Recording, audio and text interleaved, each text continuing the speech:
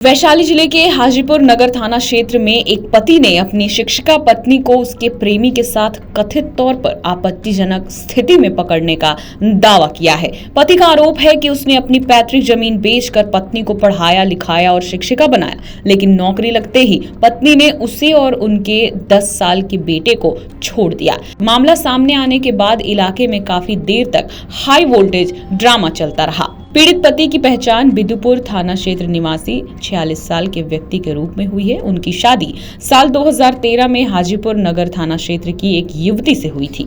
शादी के बाद उनके बेटे का जन्म हुआ, जो वर्तमान में 10 साल का है। पति ने बताया कि शादी के समय उनकी पत्नी इंटरमीडिएट पास थी और आगे पढ़ाई कर शिक्षिका बनने का सपना देख रही थी। आर्थिक स्थिति कमजोर होने के बावजूद उन्होंने पत्नी का पूरा सहयोग किया। पति ने बताया कि साल 2013 में उनकी मां और 2018 में पिता का निधन हो गया। परिवार की जिम्मेदारी उनके कंधों पर आ गई थी। वो मेहनत मजदूरी कर परिवार चलाते थे, लेकिन पत्नी की पढ़ाई का खर्च उठाना मुश्किल हो रहा था। इसके बावजूद उसने पत्नी की पढ़ाई जारी रखने के लिए साल 2022 में अपनी पैतृक संपत्ति में हिस्से की 1.5 कट्ठा जमीन तक बेच दी। इसके बाद पत्नी का ग्रेजुएशन पूरा करवाया और बीएड में दाखिला दिलाया।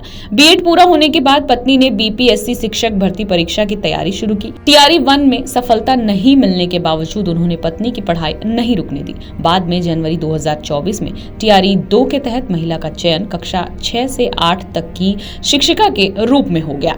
पति का आरोप है कि नौकरी मिलने के बाद उनकी पत्नी की 1 महीने की ट्रेनिंग सुपौल जिले के त्रिवेणीगंज में हुई थी।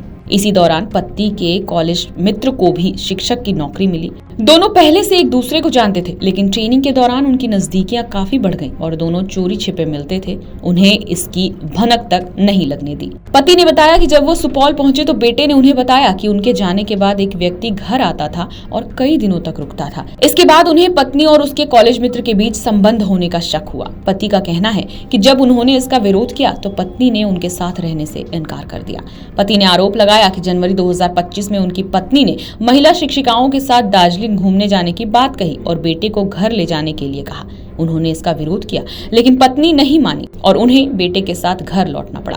पति के अनुसार दार्जिलिंग जाने के बाद जब उन्होंने पत्नी से संपर्क करने की कोशिश की तो बात नहीं हो सकी। बाद में सहकर्मी शिक्षिकाओं से जानकारी मिली कि अन्य महिला शिक्षिकाएं दार्जिलिंग गई ही नहीं थी। इसके बाद उन्हें शक हुआ कि पत्नी अपने कॉलेज मित्र के साथ घूमने गई थी। पति का आरोप है कि दार्जिलिंग से लौटने के बाद उनकी पत्नी साफ तौर पर उनके साथ रहने से इनकार कर दिया और अपने कॉलेज मित्र के साथ रहने की बात कही। उन्होंने ये भी आरोप लगाया कि पत्नी ने उनसे अलग रहने के लिए उन पर झूठे आरोप लगाते हुए मामला दर्ज कराया। वो पिछले 1 साल से अपने बेटे के साथ अकेले रह रहे हैं। बेटे की पढ़ाई और भविष्य को देखते हुए उसे हॉस्टल में रखा है। पति ने बताया कि 23 मई को उन्हें जानकारी मिली कि उनकी पत्नी हाजीपुर के लिच्छवी नगर स्थित किराए के मकान में अपने कॉलेज मित्र के साथ रह रही है। इसके बाद वो वहां पहुंचे और दोनों को कथित तौर पर आपत्तिजनक स्थिति में देखा। पति के मुताबिक उन्होंने बाहर से दरवाजा बंद कर डायल 112 पुलिस को सूचना दी, लेकिन पुलिस के पहुंचने में देर हो गई। इस दौरान स्थानीय लोग और मकान मालिक वहां पहुंच गए और दरवाजा खोलकर दोनों को बाहर निकाला। पीड़ित पति ने आरोप लगाया कि इस दौरान उनका मोबाइल फोन भी छीन लिया गया था। पति ने दावा किया कि घटना का वीडियो उनके पास मौजूद है, जिसमें उनकी पत्नी पुलिसकर्मियों से बहस करती दिखाई दे रही है। इस पूरे मामले में दंपति के 10 साल के बेटे ने भी मां के साथ जाने से इनकार कर दिया।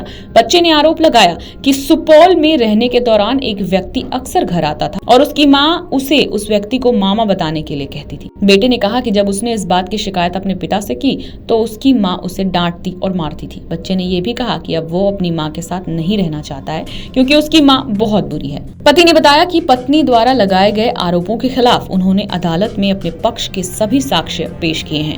फिलहाल मामला पुलिस और न्यायालय के विचाराधीन है। आपके राज्य की खबरें, आपके शहर की खबरें सबसे पहले जानने के लिए देखते रहें अमर उजाला। चैनल को सब्सक्राइब जरूर कर लें और पाएं हर अपडेट।